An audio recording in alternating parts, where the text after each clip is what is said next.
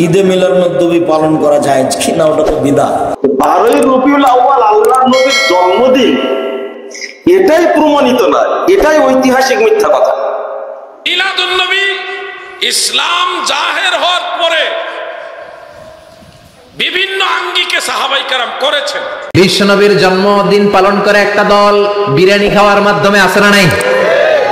বিশ্বনবীর জন্মদিন সাহাবারা পালন করতেন না, বিশ্বনবী নিজেও পালন করতেন না। শুধু প্রিয় দর্শক, 12ই রবিউল আউয়াল ঈদে মিলাদুন্নবী পালন করা যাবে কিনা এই বিষয়ে আজকে আমরা জানবো ইনশাআল্লাহ। আজকে আমাদের বিশেষজ্ঞ প্যানেলে বাংলাদেশের বিজ্ঞ 8 জন আলেম রয়েছেন। এই 8 জন আলেমের মুখ থেকে আমরা শুনতে পারবো, জানতে পারবো যে আসলে 12ই রবিউল আউয়াল অর্থাৎ ঈদে মিলাদুন্নবী পালন করা যাবে কিনা। 1 নম্বরে শেখ আব্দুর রাজ্জাক বিন ইউসুফ, 2 নম্বর শেখ মুজাফফর বিন মহসিন, 3 নম্বর মুফতি আলাউদ্দিন জিহাদি, 4 নম্বর মুফতি রাজাউল করিম আবরার, 5 নম্বর ডক্টর আব্দুল্লাহ জাহাঙ্গীর স্যার, 6 নম্বর আল্লামা মামুনুল হক সাহেব, 7 নম্বর শেখ আহমদুল্লাহ, 8 নম্বর জনপ্রিয় স্কলার ডক্টর মিজানুর রহমান আজহারি। প্রিয় দর্শক, চলুন আমরা একে একে তাদের বক্তব্যগুলি শুনে আসি। যাওয়ার আগে ছোট্ট একটি রিকোয়েস্ট, যারা আমাদের এই চ্যানেলটি এখনো সাবস্ক্রাইব করেন নাই প্লিজ সাবস্ক্রাইব করুন। ইসলামিক নিত্য নতুন ভিডিও পেতে আমাদের সঙ্গেই থাকুন। তো প্রিয় দর্শক, চলুন আমরা একে একে তাদের বক্তব্যগুলি শুনে আসি। শুরুতেই আমরা শেখ আব্দুর রাজ্জাক বিন ইউসুফের বক্তব্যটি শুনে আসি। ঈদে মিলাদুন্নবী পালন করা যায় কিনা ওটা তো বিদআত। ঈদে মিলাদুন্নবী কেন করবেন? নবীর জন্মদিবস কি সাহাবীগণ করেছেন? ওইভাবে দুরূদ পড়বেন কেন? দুরূদে ইব্রাহিম পড়েন সবসময়। বারবার বলা হচ্ছে রাষ্ট্রীয়ভাবে ঈদে মিলাদুন্নবী পালিত হোক, সবই জাল জোয়ার মধ্যে আছে। তো 12ই রবিউল আউয়াল আল্লাহর নবীর জন্মদিন, এটাই প্রমাণিত না, এটাই ঐতিহাসিক মিথ্যা কথা। কারণ রাসূল সাল্লাল্লাহু আলাইহি ওয়াসাল্লাম সোমবারে জন্মগ্রহণ করেছেন, এটা সহিহ মুসলিমের হাদিস। সোমবারে তার উপরে ওহী নাযিল হয়েছে, কিন্তু জ্যোতির্বিদরা এটা বের করেছে, কত সুন্দর করে বলছেন যে ওই 600 কত খ্রিস্টাব্দে 34 খ্রিস্টাব্দে ওই দিনে সোমবারের দিন ছিল 9 রবিউল আউয়াল। রাসূল সাল্লাল্লাহু আলাইহি ওয়াসাল্লাম মৃত্যুবরণ করেছেন, মারা গেছেন, মৃত্যু থেকে বরণ করে না, মারা গেছেন আল্লাহ রাসূল সাল্লাল্লাহু আলাইহি ওয়াসাল্লাম 12ই রবিউল আউয়াল বৃহস্পতিবার। এটা কত আগে মাওলানা আকরাম রাহিমাহুল্লাহ মোস্তফা চরিত এই বইটার মধ্যে স্পষ্ট করে দিয়েছে। কিন্তু গোলাম মোস্তফা বিশ্বনবী এই বইটার কারণে বাংলাদেশের সব বেদাতীরা এই দিনটা পালন করে আসে। এটা একটা জাল এবং মিথ্যাচার প্রচলিত আছে, মৌরাতে পালন করা হয়, শুধু পালন করা হয়। কিন্তু এটা শুরু হলো কখন থেকে? 14 শতাব্দী হিজরি ফাতেমা খিলাফতের শিয়া এর মাধ্যমে এই অনুষ্ঠানটা চালু হয়। কার আলোকে? ঈসা আলাইহিস সালামের জন্মদিবস পালন করে খ্রিস্টানরা কোন দিন? 25শে ডিসেম্বর। তার আলোকে তারা এটা পালন করা শুরু করলো। ইহুদারা পালন করতো জন্মদিন উজাইরের, তার আলোকে তারা পালন করতো। আর উপমহাদেশে শ্রীকৃষ্ণের জন্মদিন পালন করা হয় এবং ওই দিন তারা সবাই তার সম্মানে দাঁড়িয়ে যায়। এটা যেটা কুফরি আকীদা। এখন রাষ্ট্রীয়ভাবে চালু করলে আমি এবং আপনি এটাকে মেনে নিতে পারবো না? এখন বলছেন, একটু পরেও কিন্তু আপনাকে না বললেন ধর্মীয় ইস্যু, তাই বলছেন না আমি এটা পালন করতে পারবো। একটু পরে একটা উদাহরণ আসবে, তখন আপনাকে না বলা। এটা খেয়াল করেন, আপনার যোগ এবং যারা ইহুদি খ্রিস্টান এবং যারা শিয়া তাদের অনুকরণে এটা পালন করা শুরু হয়। অতঃপর এই বেদাতটা মানুষের মধ্যে কি হয়ে যায়? ছড়িয়ে যায়।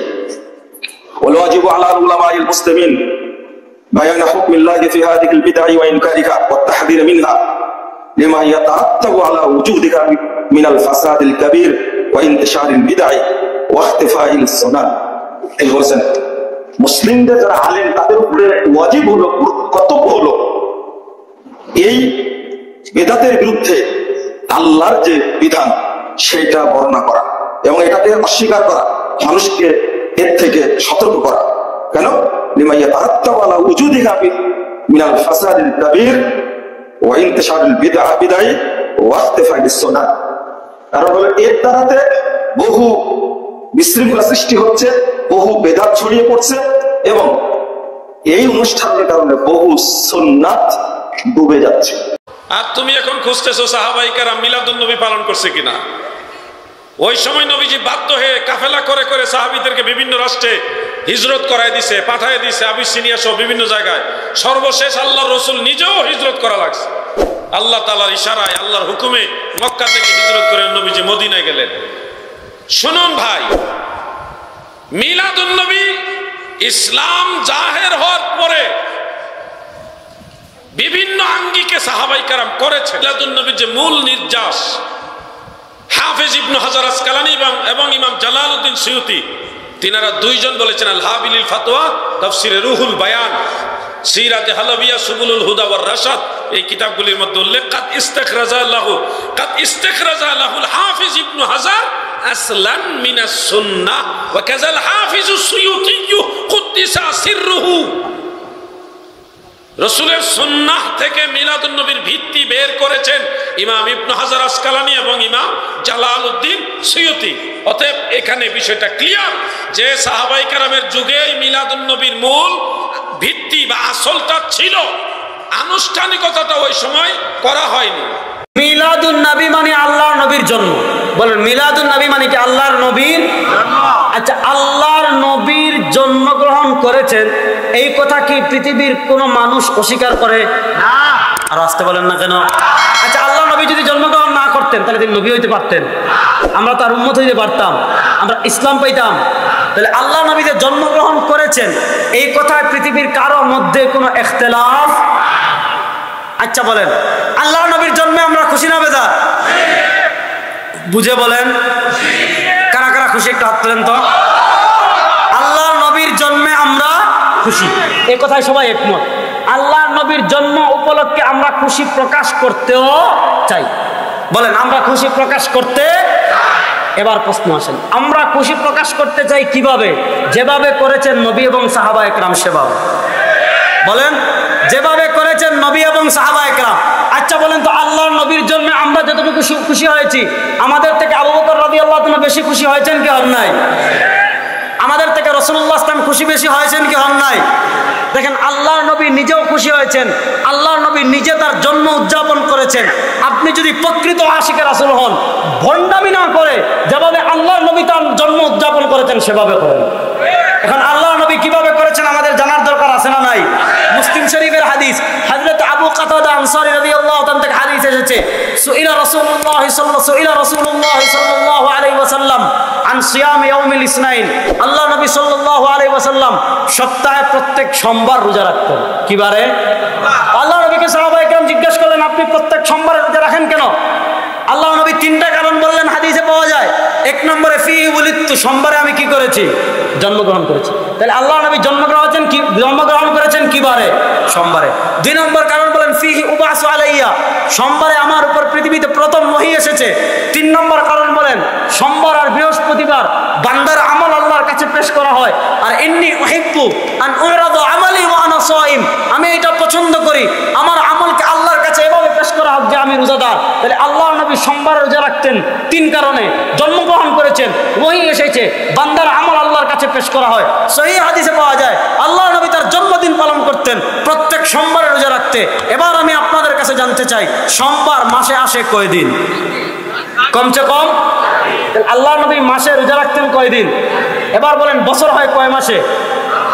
কুড়িগ্রামের মুসলমান বলেন না কয় মাসে?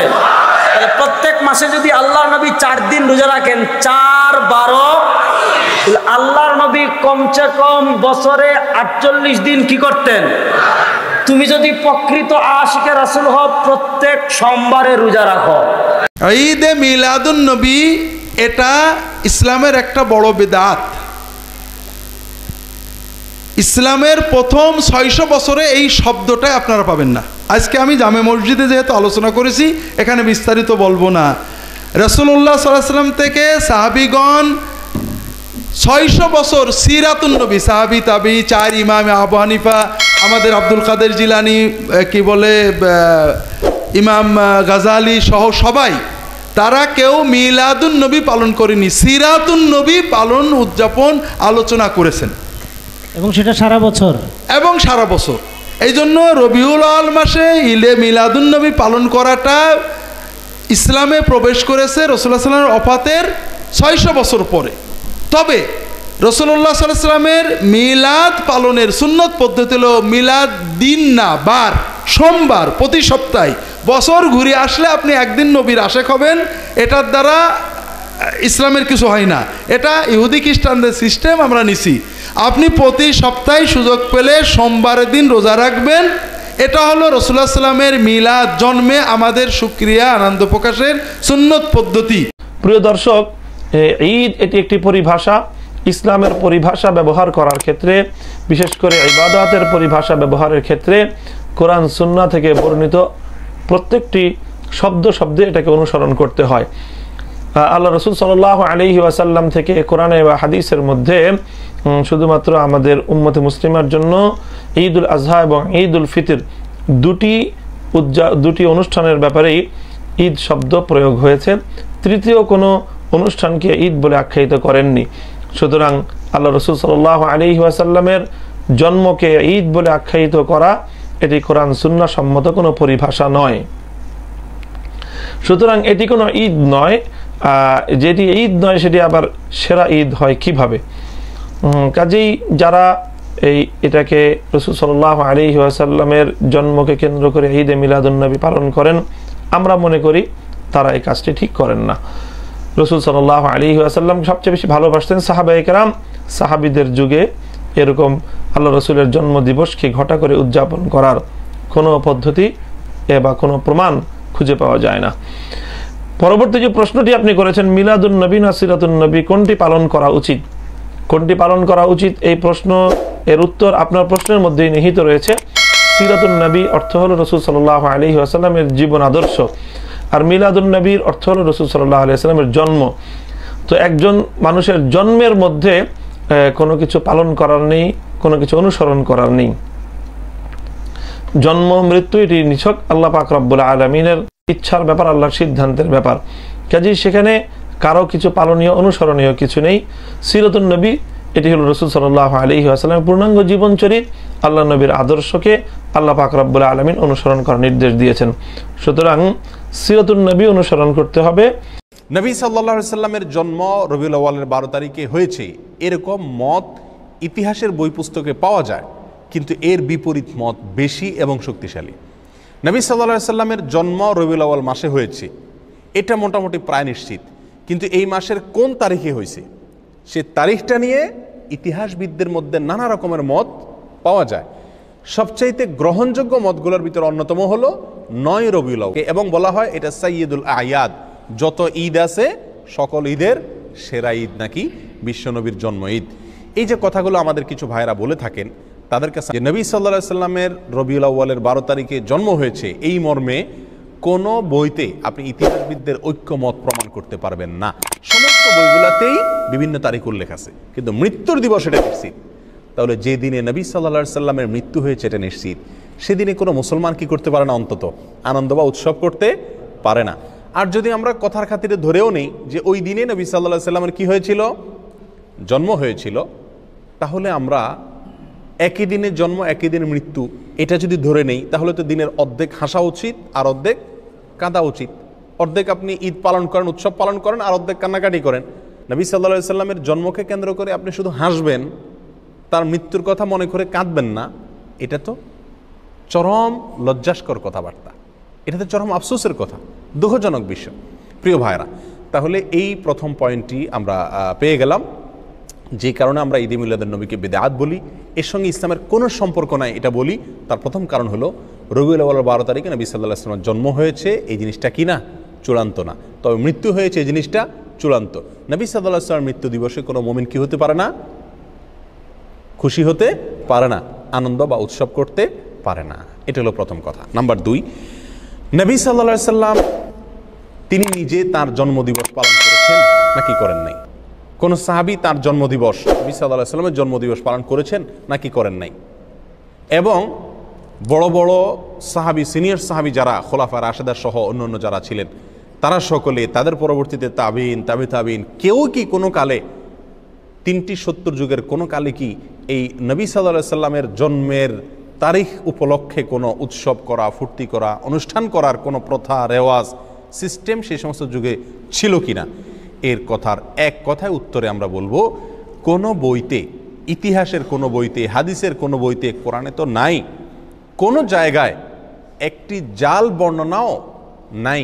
কোনো ভাইরা দেখাতে পারবেন না। যেসব ভাইরা মনে করেন সঠিক, তারা মেহরবানি করে কিতাবপত্র ঘেটে একটি সূত্র বের করুন, যে সূত্রে পাওয়া যায় যে নবী সাল্লাল্লাহু আলাইহি সাল্লামের জন্মদিবস বা জন্ম তারিখ এটা উদযাপন উপলক্ষে রবিউল আউয়ালের 12 তারিখে বা বছরের কোনো একটা দিনে সাহাবায়ে কেরাম, নবী সাল্লাল্লাহু আলাইহি সাল্লাম নিজে অথবা তার পরবর্তী তাবিন, কোনো যুগে কেউ কোনো ধরনের অনুষ্ঠান করেছেন অথবা কোনো ধরনের উৎসব করেছেন, এরকম কোনো বর্ণনা কোনো হাদিসের কিতাবে, কোনো ইতিহাসের কিতাবে জাল, জয়ীফ, মিথ্যা, বানোয়াট বর্ণনাও নেই। প্রতি সোমবারে তো কিছু খাইতে দেখি না।